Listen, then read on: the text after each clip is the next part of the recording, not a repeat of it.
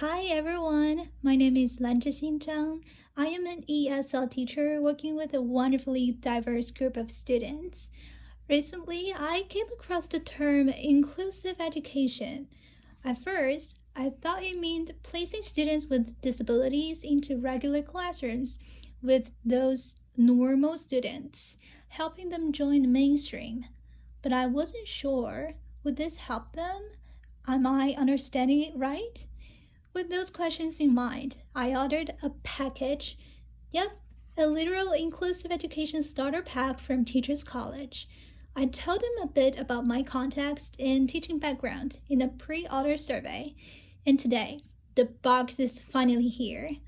Let's open it together and see what I can learn. Maybe inclusion isn't what I thought it was.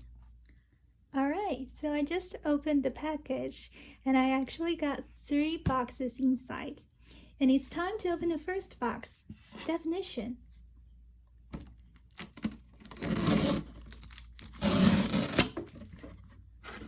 Let's see what we have inside. Ooh, okay.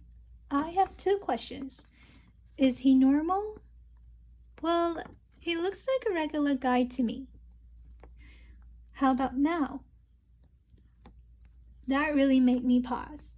I mean, what even is normal? It turns out normal isn't just a fixed trait. It's not something you are or aren't. So normal is actually a historical construct. It came from statistics in the mid-1840s. When we use normal as a standard, anyone who doesn't fit it is seen as abnormal, labeled, sorted, or excluded. Then comes to the next big question. What is disability? I used to think it meant physical or cognitive differences, things that were, wrong with someone.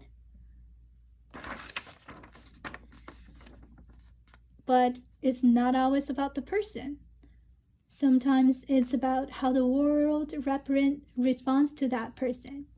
Disability isn't just a difference in body or mind. It's a problem defined by society at a particular time and in a particular context. That leads us to another big shift. Mainstreaming is not the same as inclusion.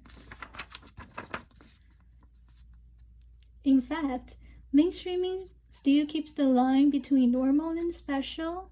Inclusion exists to erase that line. As Ballard put it, to be inclusive requires that we strive to identify and remove all barriers to learning for all children, not just disabled students, but those experiencing disadvantage from poverty, ethnicity, sexuality, or any other difference society deems significant. So mainstreaming just places students into the classroom, but inclusion asks, are they participating?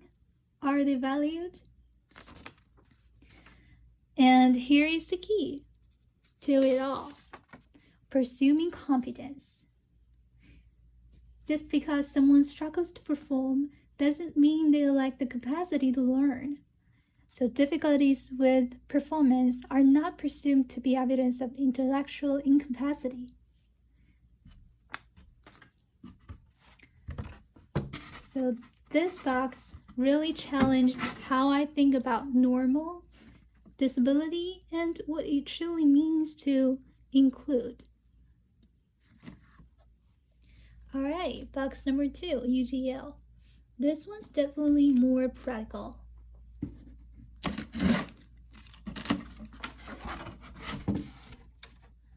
Ooh.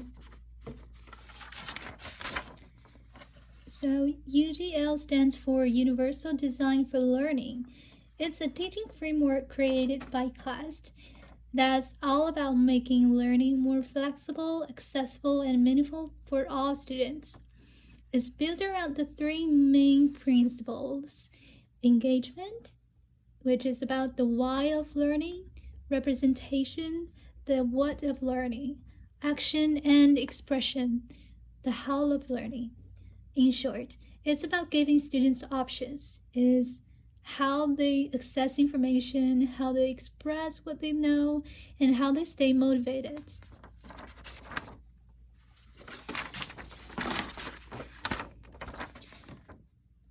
Variability matters. This reminds me of my own classroom. My students really are different. Languages, cultures, learning styles, and personalities. And UDL doesn't treat that as a problem.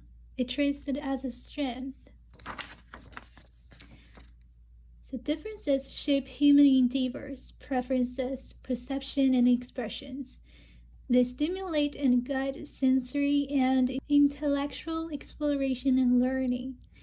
That quote really hit home. It made me realize that diversity isn't something we just accommodate. It's something we should take advantage of and design for. And then I found this, an actual classroom example of UDL in action under the principle of representation. Look how cool it is.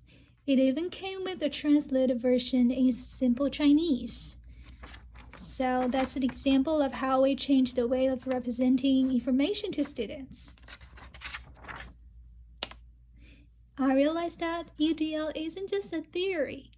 It's a way of teaching that makes room for who my students already are and helps them grow from there.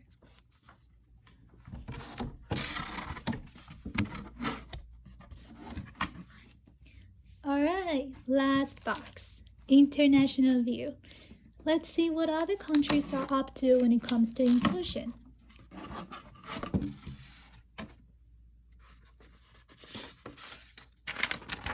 Okay, so I have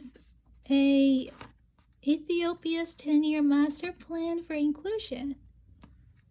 So Ethiopia has a 10-year plan for inclusive education. Impressive. They even have 2 strong policies in place. Oh, that's good. But here's the catch. One barrier is the unwillingness of special schools to be open to inclusive education. The other one is that youth with intellectual and developmental disabilities would be the last to have access to education. So, yeah, it's not just about having policies. It's also about confronting deep-rooted ideologies. Okay, but maybe the problem is just funding? Like, would it be all solved if we give schools more money? Oh, I got a really fancy flyer from a school in Canada, Toronto. A shiny, well-founded special school. I used to think like more resources equals more inclusion, but it turns out in wealthy places, the money often goes to building more segregated schools. So sometimes more funding doesn't break the wall. It just makes the wall fancier. Then we get to a big overview of what left. Okay, so we have some strategies for promoting inclusion, some barriers, and other countries are doing a little bit of everything.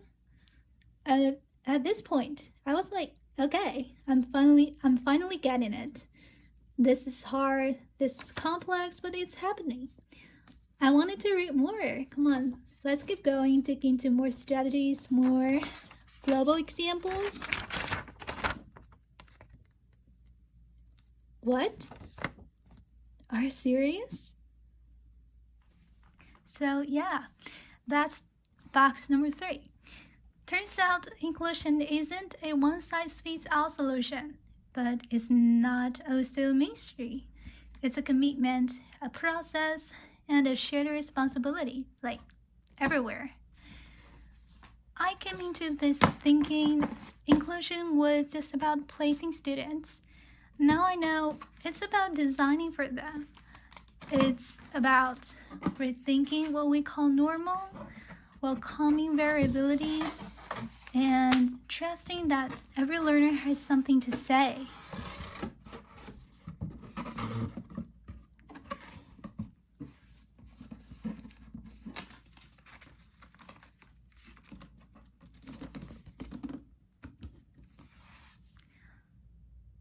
Not a perfect box, but definitely an open one.